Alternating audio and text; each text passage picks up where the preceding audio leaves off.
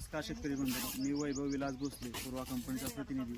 आज आपण भाट निमगाव इंदापूर या गावात फवारणीच्या पाण्याचा पीएच चेक करण्यासाठी आलेलो आहे। फवारणीच्या पाण्याचा पीएच का चेक करायचा?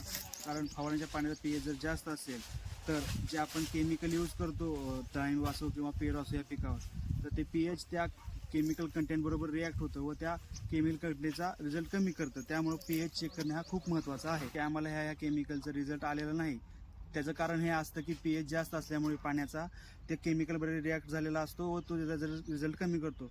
जसं की जे महागाचे औषधं असतात त्यांचा रिझल्ट कंपनीचा असतं की 20 दिवस 25 दिवस, पण जे पीएच जर जास्त असेल तर रिॲक्ट होऊन तो कमी होतो, तो 25 दिवसावरून 15 दिवस 10 दिवस ह्या दिवसावर येतो। त्यामुळं पीएच चेक करणं खूप महत्त्वाचं आहे।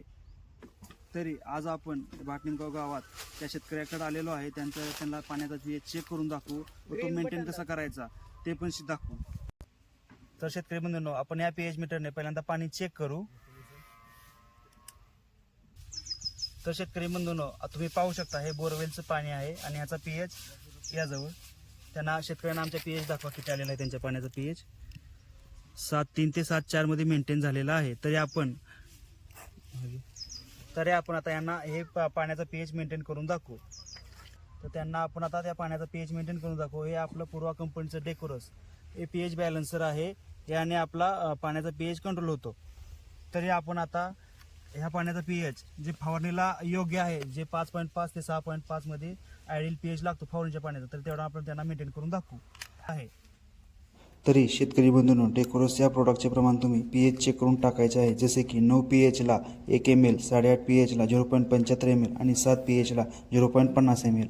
व डेकोरसचा वापर करत असताना शेतकऱ्यांनी पहिल्यांदा पाण्यात डेकोरस मिक्स करून घ्यायचे आहे व चांगले ढवळून नंतर औषध टाकायचे आहेत।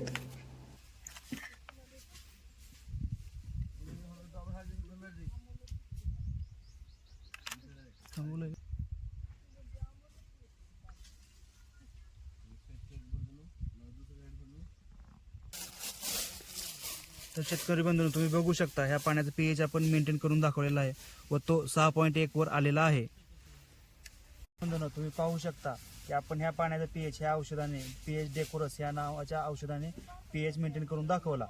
तर जे फवारणीचं पाणी आहे त्याचा पीएच तुम्ही 5.5 ते 6.5 च्या मध्येच ठेवला पाहिजे, तरच तुमचा रिझल्ट जे औषध तुम्ही फवारताय त्याचा चांगला रिझल्ट भेटू शकतो। कारण कसं आहे की तुम्ही 1% फक्त औषध असते आणि जे 99% असते ते पाणी असते। कारण 99% पाणी असते, पण मग ते 99% पाणी 1% औषधावर 100% रिॲक्ट होणारच आहे। त्यामुळे तुम्ही 1% औषधाचा विचार न करता 99% पाण्याचा पण विचार केला पाहिजे व पीएच मेंटेन केला पाहिजे। धन्यवाद।